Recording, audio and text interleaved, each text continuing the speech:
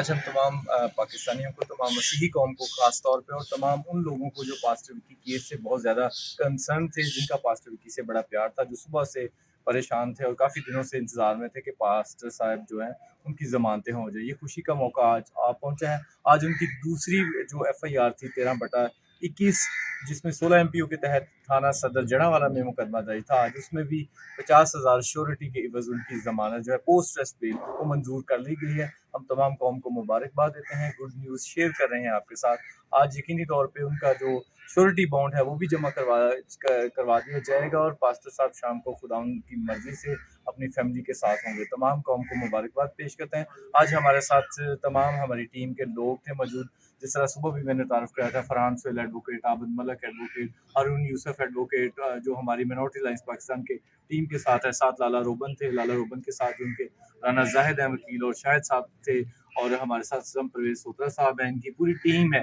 تو آج یہ خداوند نے ایک دفعہ پھر ہم جو تمام لوگ موجود تھے، خداوند نے ہمیں فتح نصیب کی ہے، اور ہم امید کرتے ہیں کہ تمام قوم کو یہ خوشی